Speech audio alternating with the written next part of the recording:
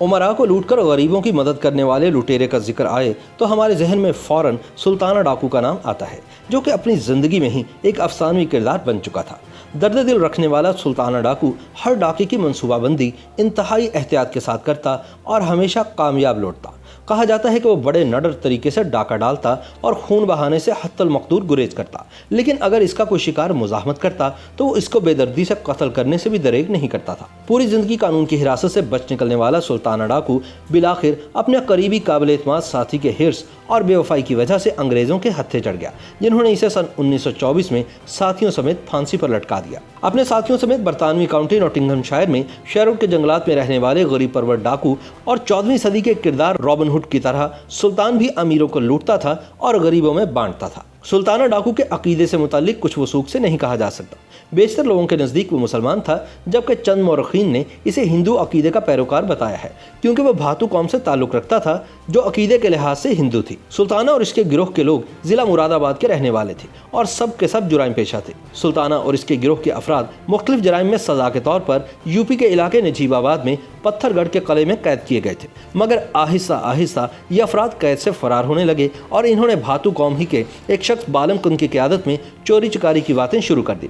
बालम कुंद एक दिन अपने ज़ोम में मालूफ खान नामी एक बहादुर पठान से उलझ बैठा और इसकी गोली का निशाना बन गया, जिसके बाद इस गिरोह की क़यादत सुल्ताना के हाथ में आ गई। सुल्ताना इब्तदा में छोटी मोटी चोरियां करता था।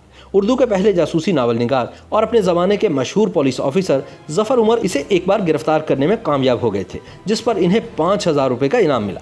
ज़फ़र उमर की साहबजादी हमीदा अख्तर हुसैन रायपुरी ने अपनी किताब नायाब हैं हम में लिखा है कि ज़फ़र उमर ने सुल्ताना को एक दूबदू मुकाबले के बाद गिरफ्तार किया था। उस वक्त सुल्ताना पर सिवाय चोरी चुकारी के कत्ल का कोई इल्ज़ाम न था, इसलिए उसे महज 4 साल की कैद बामुशक्कत सुनाई गई। ज़फ़र उमर ने इसकी गिरफ्तारी पर मिलने वाली रकम अपने सिपाहियों और इलाके के लोगों में तकसीम कर दी थी। बाद अज़ां ज़फ़र उमर ने उर्दू में कई जासूसी नावल तहरीर किए, जिनमें पहला नावल नीली छतरी था और इसकी कहानी का महवर सुल्ताना डाकू ही था। रिहाई के बाद सुल्ताना ने अपने गिरोह को असर-ए-नौ मुनज़्ज़म किया। इसने नजीबाबाद और सहारनपुर के सरकर्दा लोगों से राब्ते उस्तवार किए और अपने काबिल एतमाद मुखबिरों का जाल बिछाकर मालदार असामियों के घरों पर डाके मारना शुरू कर दिए। सुल्ताना हर डाके की मंसूबाबंदी बड़ी एहतियात से करता और हमेशा कामयाब लौटता। सुल्ताना की कोशिश होती कि कभी किसी को जानी नुकसान न पहुँचाए, लेकिन अगर कोई इसकी राह में हायल होता तो वो इसे कत्ल करने से भी दरेक ना करता। ये भी मशहूर है कि सुल्ताना डाकू अपने मकतूलीन या मुखालफिन के हाथ की 3 उंगलियां भी काट डालता था। अमीर साहूकारों और ज़मींदारों के हाथों सताए हुए गरीब अवाम इसकी दराजी उम्र की दुआएं मांगते और सुल्ताना भी जिस इलाके से माल लूटता वहीं के ज़रूरतमंदों में तकसीम करवा देता। सुल्ताना की डकैतियों और दादो-दहश का सिलसिला कई साल तक जारी रहा, मगर अंग्रेज़ों की हुकूमत थी और वो ये सूरत हाल ज़्यादा देर तक बर्दाश्त ना कर सकते थे। सुल्ताना को पकड़ने के लिए अंग्रेज़ों ने बरतानिया से फ्रेडी यंग नामी एक तजुर्बाकार अंग्रेज़ पुलिस अफसर को इंडिया बुलाने का फैसला किया। फ्रेडी यंग ने हिंदुस्तान पहुँचकर सुल्ताना डाकू की तमाम वारदातों का तफसीली मुताला किया और इन वाक़यात की तफसील मालूम की कि जब सुल्ताना और इसके गिरोह के अफराद पुलिस के हाथों गिरफ्तारी से साफ बच निकले थे। फ्रेडी यंग को यह नतीजा निकालने में ज़्यादा देर नहीं लगी कि सुल्ताना की कामयाबी का राज इसके मुखबरों का जाल है जो महकमा पुलिस तक फैला हुआ है। वो ये भी जान गया कि मनोहर लाल नामी एक पुलिस अफसर सुल्ताना का खास आदमी है, जो सुल्ताना डाकू की गिरफ्तारी की हर कोशिश की खबर पहले ही इस तक पहुँचा देता है।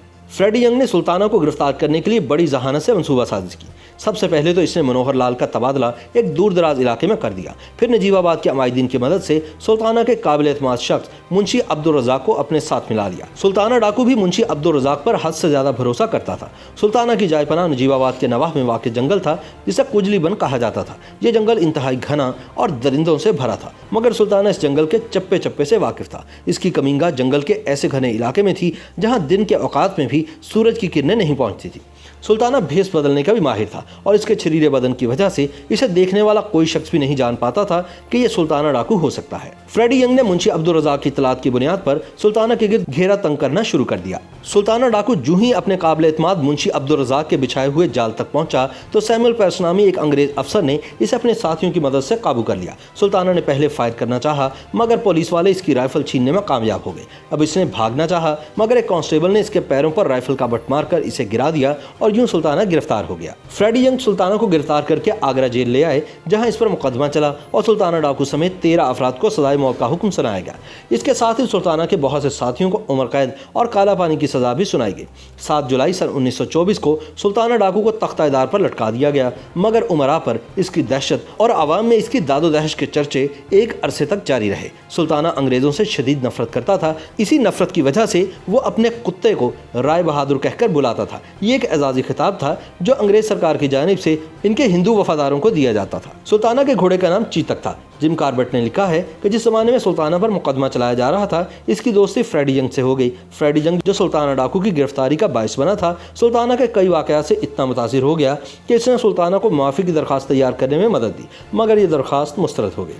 سلطانہ نے فریڈی سے درخواست کی کہ اس کے مرنے کے بعد اس کے 7 سالہ بیٹے کو اعلیٰ تعلیم دلوائی جائے۔ فریڈی ینگ نے سلطانہ ڈاکو کی خواہش کا احترام کیا اور اس کی سزائے موت کے بعد اس کے بیٹے کو اعلیٰ تعلیم کے حصول کے لیے برطانیہ بھجوا دیا، اور بعد ازاں وہ انڈیا واپس آیا اور ICS کا امتحان پاس کرنے کے بعد محکمہ پولیس کا اعلیٰ افسر بنا، جہاں سے وہ انسپکٹر جنرل کے عہدے سے سبکدوش ہوا۔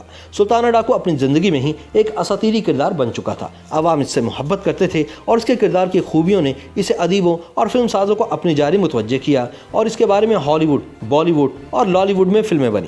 ہالی ووڈ میں اس کے بارے میں بننے والی فلم کا نام دی لانگ ڈیول تھا، جس میں سلطانہ ڈاکو کا کردار یول برینر نے ادا کیا تھا۔ پاکستان میں اس کے کردار پر سن 1975 میں پنجابی زبان میں فلم بنائی گئی، جس میں سلطانہ کا کردار اداکار لالا سدھیر نے ادا کیا تھا۔ سلطانہ کے کردار پر سجید سراف نے دی کنفیشن آف سلطانہ ڈاکو یعنی سلطانہ ڈاکو کا اعترافی بیان کے نام سے ایک ناول بھی تحریر کیا۔ YouTube پر گوگلی نیوز دیکھنے کے لیے youtube.com کی سرچ بار میں گوگلی نیوز TV ٹائپ کریں۔ گوگلی نیوز کے پیج پر سرخ رنگ کے سبسکرپشن والے بٹن پر کلک کرنا نہ بھولیے۔ YouTube پیج پر اپلوڈ ہونے والی ویڈیوز سے باخبر رہنے کے لیے بیل آئیکن پر کلک کیجیے۔ آپ کو ہر نئی ویڈیو کے بارے میں نوٹیفیکیشن موصول ہو جائے گا۔